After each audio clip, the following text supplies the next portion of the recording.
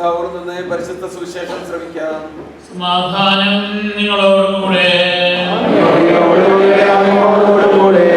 വിശുദ്ധ മർക്കോസ് അറിയിച്ച നമ്മുടെ കർത്താവ് യേശു മിശിഹായുടെ പരിശുദ്ധ സുവിശേഷം. പിന്നീട് അവർ 11 പേർ ഭക്ഷണത്തിനിരിക്കുമ്പോൾ ഈശോ അവർക്ക് പ്രത്യക്ഷപ്പെട്ടു. അവരുടെ വിശ്വാസരാഹിത്യത്തെയും ഹൃദയ കാഠിന്യത്തെയും അവൻ ശാസിച്ചു. കാരണം ഉയർപ്പിക്കപ്പെട്ട തന്നെ കണ്ടവരെ അവർ വിശ്വസിച്ചില്ല. അവൻ അവരോട് പറഞ്ഞു, നിങ്ങൾ ലോകമെങ്ങും പോയി എല്ലാ സൃഷ്ടികളോടും സുവിശേഷം പ്രഘോഷിക്കുവിൻ. വിശ്വസിക്കുകയും മാമോദീസ സ്വീകരിക്കുകയും ചെയ്യുന്നവൻ രക്ഷിക്കപ്പെടും, വിശ്വസിക്കാത്തവൻ ശിക്ഷിക്കപ്പെടും. വിശ്വസിക്കുന്നവരോടും കൂടെ ഈ അടയാളങ്ങൾ ഉണ്ടായിരിക്കും. അവർ എൻ്റെ നാമത്തിൽ വിശാലികളെ ബഹിഷ്കരിക്കും, പുതിയ ഭാഷകൾ സംസാരിക്കും, അവർ സർപ്പങ്ങളെ കയ്യിലെടുക്കും, മാരകമായി എന്ത് കുടിച്ചാലും അതവർക്ക് ഹാനി വരുത്തുകയില്ല. അവർ രോഗികളുടെ മേൽ കൈകൾ വയ്ക്കുകയും അവർ സുഖം പ്രാപിക്കുകയും ചെയ്യും. കർത്താവായ ഈശോ അവരോട് സംസാരിച്ചു കഴിഞ്ഞപ്പോൾ സ്വർഗത്തിലേക്ക് സംവഹിക്കപ്പെട്ടു. അവൻ ദൈവത്തിൻ്റെ വലതുഭാഗത്ത് ഉപവിഷ്ടനായി. അവർ എല്ലായിടത്തും പോയി പ്രഘോഷിച്ചു. കർത്താവ് അവരോടുകൂടി പ്രവർത്തിക്കുകയും തുടർന്ന് നടന്ന അടയാളങ്ങൾ കൊണ്ട് വചനം സ്ഥിരീകരിക്കുകയും ചെയ്തിരുന്നു.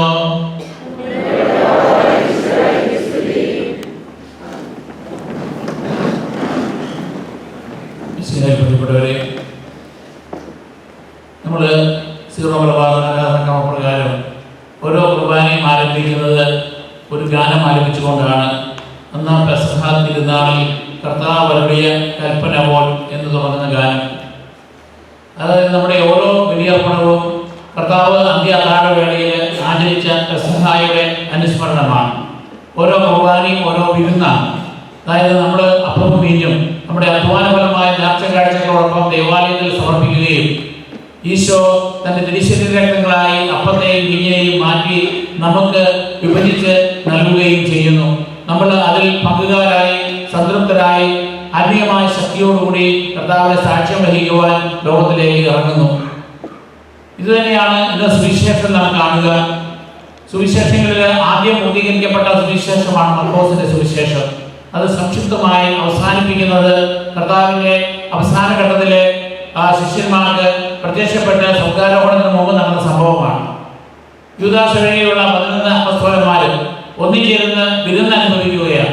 ആ വിരുന്നെന്ന് പറയുന്നത് നമ്മൾ ആചരിക്കുന്ന ആ പെസഹ ആചരണത്തിന്റെ അല്ലെങ്കിൽ എൻ്റെ ഓർമ്മയ്ക്കായി നിങ്ങൾ ഇത് ചെയ്യുക എന്ന് പറഞ്ഞതുകൊണ്ട് അവര് ഒന്നിച്ച് ഭക്ഷണം പാകം ചെയ്ത് അത് പങ്കുവെച്ചുകൊണ്ട് കർത്താവിനെ ആ പെസഹ അനുസ്മരിക്കുന്ന അവസരത്തിൽ ഈശോ പ്രത്യക്ഷപ്പെടുകയാണ്. നമ്മൾ ഓരോ കുർബാന അർപ്പിക്കുമ്പോഴും ഈശോ നമ്മുടെ ഇടയിൽ പ്രത്യക്ഷനാവുകയാണ്. കാരണം ഈശോയുടെ സ്വർഗത്തിൽ നിന്ന് ഇറങ്ങി വന്ന ജീവനുള്ള അപ്പമായിട്ട് ഈശോ ഇറങ്ങി വരുന്നുണ്ട്. ഇവിടെ ഈശോ വന്ന് പ്രത്യക്ഷപ്പെട്ടിട്ട് അവരെ ഒരു കാര്യത്തിൽ ശാസിക്കുന്നുണ്ട്. അതായത് അവരുടെ വിശ്വാസരാഹിത്യത്തെ പറ്റി അവരോട് വിശ്വാസരാഹിത്യത്തെ പറ്റി അവരെ അധിക കാഠിന്യത്തെ പറ്റിയും അവരെ ശാസിക്കുകയാണ്. എന്തുകൊണ്ടാണ് അവർക്ക് വിശ്വാസരാഹിത്യവും ഹൃദയ കാഠിന്യവും ഉണ്ടായത്? ഈശോ പല പ്രാവശ്യം പറഞ്ഞു, ഞാൻ മരിച്ചവരിൽ നിന്ന് 3-ാം ദിനം ഉദ്ധാനം ചെയ്യുമെന്ന്. എന്നാൽ ഈശോ ആ ഉദ്ധാനം ചെയ്ത ശേഷം ഉണ്ടായ ചില സംഭവങ്ങളിൽ ഈശോയുടെ ഉദ്ധാനത്തെ ശിഷ്യന്മാർ വിശ്വസിക്കുന്നില്ല എന്നത് പ്രകടമാകുന്നുണ്ട്. ഉദാഹരണമായിട്ട് മഗ്ദലന മറിയത്തിന് ഈശോ പ്രത്യക്ഷപ്പെട്ടു. മഗ്ദലന മറിയം ശിഷ്യന്മാരോട് പറഞ്ഞു കഴിഞ്ഞപ്പോൾ അവർ അവളെ വിശ്വസിച്ചില്ല എന്ന് ഈ മർക്കോസിന്റെ സുവിശേഷം 16-ാം അധ്യായം 11-ാമത്തെ വാക്യത്തിൽ പറയുന്നുണ്ട്. അതിനുശേഷം എമ്മാവുസിലേക്ക് പോയ 2 ശിഷ്യന്മാർക്ക് ഈശോ പ്രത്യക്ഷപ്പെട്ടു. അവിടെ വിരുന്ന് കഴിക്കുമ്പോഴാണ്, അത്താഴം കഴിക്കുന്ന സമയത്താണ് ഈശോ അവർ തന്നെ വെളിപ്പെടുത്തുന്നത്. അവർ തിരിച്ചു വന്ന് അപ്പസ്തോലന്മാർക്ക് പറഞ്ഞു കഴിഞ്ഞപ്പോൾ അവർ വിശ്വസിച്ചില്ല എന്ന് പറയുന്നുണ്ട്. തുടർന്നാണ് ഈ സുവിശേഷ ഭാഗം രേഖപ്പെടുത്തിയിരിക്കുന്നത്. മറ്റൊന്ന് നമുക്ക് തോമാസ് ലീഹായും ആദ്യം ഈശോ പ്രത്യക്ഷപ്പെട്ട ശേഷം മറ്റു അപ്പസ്തോലന്മാർ തോമാസ് ലീഹായി പറഞ്ഞപ്പോൾ തോമാസ് ലീഹായും വിശ്വസിച്ചില്ല. അതുകൊണ്ടാണ് അവരുടെ വിശ്വാസരാഹിത്യത്തെയും ഹൃദയ കാഠിന്യത്തെയും പറ്റി ഈശോ അവരെ ശാസിക്കുന്നത്. ഇന്ന് ഈശോ വരികയാണെങ്കിൽ നമ്മളോടും എപ്രകാരമായിരിക്കും? ചിലർക്ക് വിശ്വാസരാഹിത്യമുണ്ട്, ചിലർക്ക് ഹൃദയ കാഠിന്യമുണ്ടായിരിക്കാം. അങ്ങനെയുണ്ടെങ്കിൽ ഈശോയും നമ്മളെ ഒരുപക്ഷെ ശാസിക്കുവാൻ കാരണമാകും. ഇനി ഈശോ പറയുകയാണ്, നിങ്ങൾ ലോകമെങ്ങും പോയി സർവ്വ സൃഷ്ടികളോടും സുവിശേഷം അറിയിക്കണം. അങ്ങനെ സുവിശേഷം അറിയിക്കുമ്പോൾ എൻ്റെ വചനത്തിൽ വിശ്വസിക്കുന്നവൻ, മാമോദീസ സ്വീകരിക്കുന്നവൻ രക്ഷ പ്രാപിക്കും, വിശ്വസിക്കാത്തവൻ ശിക്ഷിക്കപ്പെടും. ഇപ്പൊ നമുക്ക് നമ്മുടെ മാതാപിതാക്കന്മാര് നമ്മുടെ ശിശുക്കളായിരുന്നപ്പോൾ നമ്മുടെ ദേവാലയത്തിൽ കൊണ്ടുവന്ന് സമർപ്പിച്ചു, നമ്മുടെ സഭയിലെ അംഗങ്ങളാക്കി. ആ വിശ്വാസത്തിനനുസരിച്ച് നമ്മുടെ മാതാപിതാക്കന്മാരും ജ്ഞാനസ്നാന മാതാപിതാക്കന്മാരും ഇടവക സമൂഹവും നമ്മളെ വളർത്തി. എന്നാൽ നമുക്ക് തിരിച്ചറിയൽ പ്രായമായി ദൈവത്തിന്റെ എല്ലാ അനുഗ്രഹങ്ങളും നമ്മൾ ലഭിക്കുമ്പോഴും ആ വിശ്വാസം നമ്മൾ നിലനിർത്തുന്നില്ല എങ്കിൽ നമ്മുടെ ഹൃദയം കാഠിന്യമുള്ളവരായി ആണ് നമ്മൾ നിലനിർത്തുന്നത് എന്ന് ഒരിക്കൽ നമ്മളെ ശിക്ഷാവിധിക്ക് കാരണമായിരിക്കുമെന്ന് ഈശോ പറയുകയാണ്. അതിനുശേഷം ഈശോ പറയുകയാണ്, നിങ്ങൾ ലോകമെന്ന് പോയി സുവിശേഷം അറിയിക്കുമ്പോൾ ഏതാനും കാര്യങ്ങൾ ഈശോ അവർക്ക് വരമായി നൽകുകയാണ്. നിങ്ങൾ ആദ്യമായി തരുന്നത് നിങ്ങൾ പിശാചുക്കളെ ബഹിഷ്കരിക്കും. നമുക്ക് തോന്നും, എന്തുകൊണ്ടാണ് ഈശോ ഈ പിശാചുക്കളെ ബഹിഷ്കരിക്കുമെന്ന് പറയുന്നത്? നമുക്കറിയാം, സ്വർഗത്തിൽ നിന്ന് മാലാഖമാര് ഏതാനും പേര് പിഴച്ചു പോയി കഴിഞ്ഞപ്പോൾ അവർ ഭൂമിയിലേക്കാണ് വന്നത്. ഈ ഭൂമി തിന്മകൾ കൊണ്ട് നിറഞ്ഞിട്ടുണ്ട്. ആ തിന്മയെ ഇല്ലാതാക്കുവാൻ വേണ്ടിയാണ് ഈശോ വന്നത്. അതുകൊണ്ടാണ് നമ്മൾ പലപ്പോഴും ദേവാലയം നിർമ്മാണം കഴിയുമ്പോൾ അത് വിശദീകരിക്കും. അതുപോലെ തന്നെ നമ്മുടെ ഏത് കെട്ടിടങ്ങളാണെങ്കിലും, നമ്മുടെ കടകളാണെങ്കിലും, നമ്മുടെ ഏത് തരത്തിലുള്ള ബിൽഡിങ്ങുകളാണെങ്കിലും നമ്മൾ വെഞ്ചരിക്കാറുണ്ട്. കാരണം ആ തിന്മയുടെ ശക്തി ആ പ്രദേശത്ത് നിന്ന് മാറിക്കിട്ടുവാൻ വേണ്ടി നമ്മുടെ ഭവനങ്ങൾ നമ്മൾ വിശദീകരിക്കാറുണ്ട്. അതുകൊണ്ടാണ് വീട് വെഞ്ചരിപ്പ് നടത്തുക, കാരണം അത് വിശദീകരിക്കുവാൻ വേണ്ടിയാണ്. മൃതസംസ്കാരത്തിന് മുമ്പ് സംസ്കരിക്കപ്പെടാൻ പോകുന്ന കുഴി നമ്മൾ വെഞ്ചരിക്കാറുണ്ട്, കാരണം ആ പ്രദേശത്തു നിന്നുള്ള തിന്മയുടെ ശക്തി മാറിക്കിട്ടുവാൻ വേണ്ടിയാണ്. നമ്മൾ ഓരോരുത്തരെയും നമ്മൾ പ്രത്യേകമായിട്ട് ഓരോരുത്തരെയും ഉള്ളവര് വെഞ്ചരിച്ച് അല്ലെങ്കിൽ അവരെ ആശീർവദിക്കുന്നുണ്ട്, കാരണം തിന്മയുടെ ശക്തി മാറിക്കിട്ടുവാൻ വേണ്ടി. അതുകൊണ്ട് ഈശോ ആദ്യമായിട്ട് നൽകുന്ന അധികാരം എന്ന് പറയുന്നത് തിന്മയുടെ ശക്തിയെ ദൂരീകരിക്കുവാൻ വേണ്ടിയാണ്. കാരണം പിശാചിനെ ബഹിഷ്കരിച്ചാലും അവൻ വീണ്ടും വീണ്ടും വന്ന് നമ്മളെ തിന്മയിലേക്ക് പ്രേരിപ്പിക്കുവാനായിട്ട് കാരണമായിരിക്കും. രണ്ടാമത് പറയുന്നത്, നിങ്ങൾ പുതിയ ഭാഷകൾ സംസാരിക്കും. കാരണം നമുക്കറിയാം, ഈശോയുടെ ശിഷ്യന്മാർ ലോകത്തിന്റെ നാനാ ഭാഗങ്ങളിൽ പോകുമ്പോൾ പലതരത്തിലുള്ള ഭാഷക്കാരാണ്. പ്രത്യേകിച്ച് തോമാസ്ലിഹായൊക്കെ ഭാരതത്തിലേക്കും റോമൻ സാമ്രാജ്യത്തിന്റെ വെളിയിലേക്കും പോകുമ്പോൾ മറ്റു പല ഭാഷകളും അറിഞ്ഞിരിക്കണം. അപ്പോൾ അങ്ങനെയുള്ള ആ ഭാഷകൾ സംസാരിക്കുവാനായിട്ടുള്ള വരം കൊടുക്കുകയാണ്. നമുക്കറിയാം, നമ്മുടെ നാട്ടിൽ നിന്ന് തന്നെ നമ്മുടെ കുട്ടികൾ മിഷണറിമാരായിട്ട് പല രാജ്യങ്ങളിലേക്ക്, വടക്കേ ഇന്ത്യയിലോ മറ്റു രാജ്യങ്ങളിലോ ഒക്കെ പോകുമ്പോൾ പുതിയ ഭാഷകൾ പഠിക്കണം. ആ പുതിയ ഭാഷകളിലൂടെയാണ് അവർ കർത്താവിന്റെ വചനം പ്രസംഗിക്കുക. എന്നാൽ ഏറ്റവും വലിയ ഭാഷ എന്ന് പറയുന്നത്, ഭാഷ അറിയാത്ത നമ്മുടെ ശിശുക്കൾക്ക് പോലും അറിയാവുന്ന ഭാഷയാണ്, അത് സ്നേഹത്തിന്റെ ഭാഷയാണ്. അതായത് നമ്മൾ മറ്റുള്ളവർക്ക് വേണ്ടി നന്മ ചെയ്യുമ്പോൾ, ഉപകാരം ചെയ്യുമ്പോൾ, സ്നേഹം കാണിക്കുമ്പോൾ, അതാണ് നമ്മുടെ ക്രൈസ്തവ ഭാഷ, ഏറ്റവും വലിയ ഭാഷ എന്ന് പറയുക. അതുകൊണ്ട് ആ സ്നേഹത്തിന്റെ പ്രതിഫലനമാണ് നമ്മളുടെ നല്ല പ്രവർത്തനങ്ങളിലൂടെ. മദർ തെരേസയോ പലരെയോ പോലെയുള്ള ആളുകൾ മിഷൻ രംഗത്ത് പ്രവർത്തിക്കുന്നവരും ഒക്കെ ദുരിതങ്ങൾ അനുഭവിക്കുന്ന ആളുകൾക്ക് നന്മ ചെയ്യുമ്പോൾ സ്നേഹത്തിന്റെ ഭാഷയിലൂടെയാണ് സംസാരിക്കുക. മറ്റൊന്ന് പറയുക, സർപ്പം നിങ്ങളെ ഗർഭസ്ഥനം ഉണ്ടായാലും നിങ്ങൾക്ക് അത് ഹാനികരമാവുകയില്ല.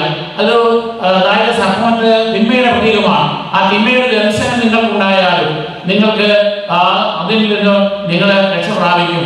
അതുപോലെ തന്നെ നിങ്ങൾക്ക് വിഷം കഴിച്ചാലും നിങ്ങൾ അതിൽ നിന്ന് മോചിതരാകും. അങ്ങനെയുള്ള ചില അത്ഭുതങ്ങളും അടയാളങ്ങളും ഒക്കെ സഭയിൽ രേഖപ്പെടുത്തുന്നുണ്ട്. വചന പ്രഘോഷണത്തിലൂടെ പ്രവർത്തിച്ച ആളുകൾക്കുണ്ടായ അത്ഭുതങ്ങളായിട്ട്. പിന്നീട് ഈശോ പറയുകയാണ്, നിങ്ങൾ രോഗികളുടെ മേൽ കൈകൾ വയ്ക്കുകയും അവർ സുഖം പ്രാപിക്കുകയും ചെയ്യും. ഈശോയുടെ പൗരോഹിത്യത്തിലെ ഏറ്റവും വലിയ ഒരു ശുശ്രൂഷ എന്ന് പറയുന്നത് തന്നെ സമീപിക്കുന്ന ആളുകൾക്ക് തന്റെ കൈവയ്പ് വഴിയായി രോഗസൗഖ്യം നൽകുന്നതാണ്. അതുകൊണ്ടാണ് നമ്മുടെ രോഗശാന്തി ശുശ്രൂഷ, അല്ലെങ്കിൽ നമ്മുടെ പണ്ടൊക്കെ അന്തികുദാശ എന്ന് പറയും, പക്ഷെ രോഗി ലേപനം എന്നാണ് ഇപ്പോൾ പറയുന്നത്. കാരണം രോഗികളായ ആളുകൾക്ക് പാപമോചനവും ഭൗതികമായ രോഗസൗഖ്യത്തിന് വേണ്ടി കൂടി പ്രാർത്ഥിക്കുന്നതാണ് അത്. അതുകൊണ്ട് തന്നെ നമ്മൾ കർത്താവിന്റെ ആ വരങ്ങൾ ശ്രദ്ധിച്ച വ്യക്തികളിലൂടെ ആ ഉദാശകള് നമ്മൾ സ്വീകരിക്കുകയും ചെയ്യുന്നു. അതിനുശേഷം അവർ കാണുക ഈശോ സ്വർഗ്ഗത്തിലേക്ക് സമീപിക്കപ്പെടുകയാണ്. അതായത് അപ്പസ്തലന്മാർക്ക് കർത്താവ് ഉദ്ധാനം ചെയ്തത് നേരിട്ട് കാണാൻ സാധിച്ചില്ല. എന്നാൽ കർത്താവിനെ പല പ്രാവശ്യം അവർ ഉദ്ധാന ശേഷം കാണുകയുണ്ടായി. 40 ദിവസങ്ങൾക്ക് ശേഷം കർത്താവിന്റെ ഉദ്ധാനത്തിന് 40 ദിവസത്തേക്ക് ഈശോ അവരോട് കൂടെ ഉണ്ടായിരുന്നു. ഇടയ്ക്കിടയ്ക്കെല്ലാം അവരോട് കാണുന്നു. മിക്കവാറും ഞായറാഴ്ചകളിലാണ് കൂടുതലായി പ്രത്യക്ഷപ്പെട്ടത്. അങ്ങനെയുള്ള അവസരങ്ങളിൽ അവർക്ക് കൂടുതൽ വിശ്വാസ സ്ഥിരത കൊടുക്കുകയും അവരെ ധൈര്യപ്പെടുത്തുകയും ചെയ്തു. ഈ 40 എന്ന് പറയുന്നത് ഒരു ഒരുക്കത്തിന്റെ കാലഘട്ടമാണ്. ഈശോ തന്നെ പരസ്യജീവിതം ആരംഭിക്കുന്നതിന് മുൻപ് 40 ദിവസം സ്വയം മരുഭൂമിയിൽ പോയി ഉപവസിച്ച് പ്രാർത്ഥിച്ച് ഒരുങ്ങുന്നതായി ഞാൻ കാണുന്നുണ്ട്.